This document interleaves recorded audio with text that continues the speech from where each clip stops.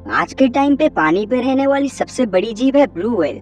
In fact blue whale को अगर हम धरती पे मौजूद बाकी सभी जीवों के साथ कंपेयर करते हैं तो तब भी ये सबसे बड़ी जीव होगी।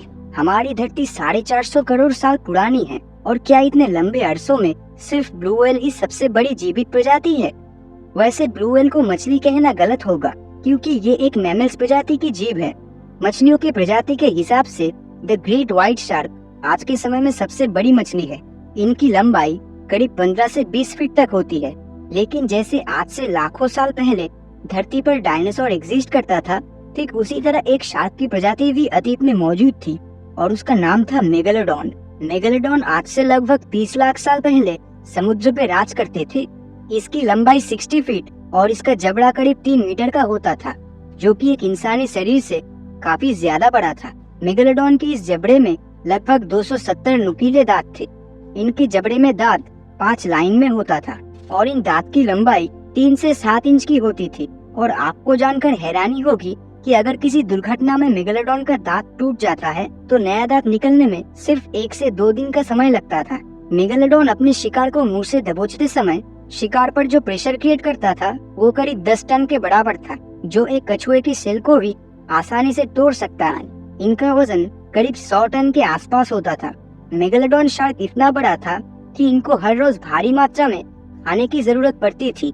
साइंटिस्टों की माने तो इनको हर दिन लगभग 1 टन जितना खाना चाहिए होता था, जो मेगालोडॉन समुद्र की व्हेल, सी काऊ या फिर सी लायन जैसी जीवों को खाकर अपने हर दिन की जरूरतों को पूरी करता था।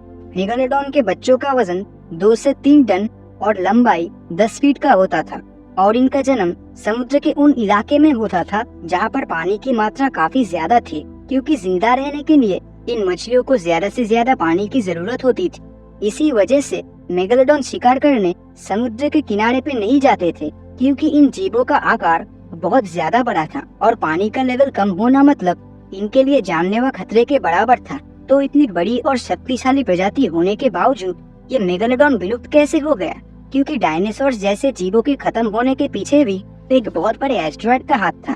लेकिन मेगालोडॉन के साथ आखिर ऐसा क्या हुआ था? मेगालोडॉन के विलुप्त होने का कारण आज भी ठीक तरह से पता नहीं चल पाया है।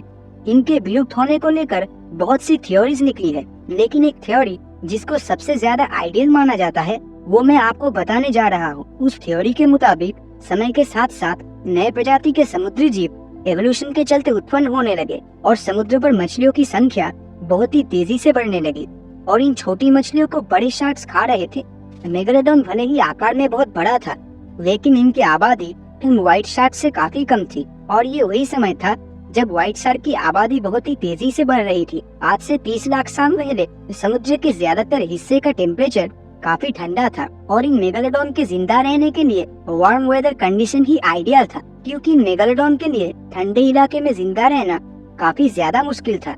इसलिए जैसे जैसे ठंडी बढ़ती गई, ये मेगालोडॉन समुद्र के गर्म इलाके में चली गई, लेकिन वो मछलियाँ तो उस ठंडे इलाके में ही रह गई और उस समय गर्म इलाके में बहुत ही कम छोटी मछलियाँ हुआ करती थी। मतलब मेगालोडॉन प्रजाति के लिए खाना कम पड़ रहा था और मेगालोडॉन को भूख लगने पर ये अपने ही प्रजाति के छोटे बच्चों को भी खा लेती थी। तो इसी तरह से मेगालोडॉन की प्रजाति पूरी तरह से खत्म हो गई। लेकिन सबसे बड़ा सवाल यहाँ पर ये आता है कि क्या मेगालोडॉन आज भी इस धरती पर एग्जिस्ट करता है? क्योंकि पिछले कुछ साल में ऐसी घटनाएं घट चुकी है कि मेगालोडॉन के विलुप्त होने के बाद पर भी एक बहुत बड़ा सवाल खड़ा करता है। 1875 में हुए एक समुद्री यात्रा में मेगालोडॉन के 2 दांत पाए गए थे, जिनकी कार्बन डेटिंग से ये पता चला कि ये दांत शायद 10,000 साल पुराना हो सकता है। लेकिन मेगालोडॉन तो लाखों साल पहले ही विलुप्त हो चुका है, फिर ये दांत कैसे सिर्फ 10,000 साल पुराना हो सकता है? इसके अलावा 2009 में हिस्ट्री चैनल की एक डॉक्यूमेंट्री में गल्फ ऑफ कैलिफोर्निया में एक शार्क मछली को ढूंढने का मिशन दिखाया गया था। यहाँ के लोगों का कहना था कि यहाँ एक बहुत बड़ी शार्क मछली मौजूद है जो तेजी से इस इलाके की मछलियों को खा रही थी और उन लोगों के मुताबिक ये शार्क 45 फीट लंबी रही होगी। और अगर ये सच हुआ तो ये कोई मामूली व्हाइट शार्क तो 100% नहीं होगी, क्योंकि वो आकार में ज्यादा से ज्यादा 20 फीट तक का ही होता है। लेकिन ताज्जुब की बात तो ये है कि चैनल की टीम इतनी बड़ी मछली को ढूंढ पाने में नाकामयाब रही। मेगालोडॉन के अस्तित्व को लेकर आज भी साइंटिस्टों के बीच में मतभेद है, लेकिन ज्यादा लोग इस बात पे अग्री करते हैं कि मेगालोडॉन लाखों साल पहले ही विलुप्त हो चुका है और इन कुछ सालों में हमें दुनिया भर में मेगालोडॉन से जुड़ी जितनी भी घटनाएं सुनने को या फिर इंटरनेट पर ये इमेजेस देखने को मिली है, वो सब या तो फेक है, नहीं तो लोगों का वहम है और कुछ नहीं। लेकिन कोई जीव पूरी तरह से विलुप्त हो चुका है या नहीं, ये 100% श्योरली बता पाना लगभग असंभव है, क्योंकि ऐसे बहुत से समुद्री जीव थे जिनको साइंटिस्टों ने विलुप्त प्रजाति के तौर पे घोषित कर दिया था, जो बाद में जाकर गलत साबित हुआ, जैसा सिलिकेंथ नाम की मछली के साथ हुआ था। सिलिकेंथ एक ऐसी मछली थी जो आज से 6.5 करोड़ साल पहले विलुप्त हो चुकी थी, लेकिन यही सिलिकेंथ 1938 में साउथ अफ्रीका के समुद्री किनारे में पाई गई थी, जो डायनासोर्स के समय से अपने वजूद को धरती पर टिकाए हुए है।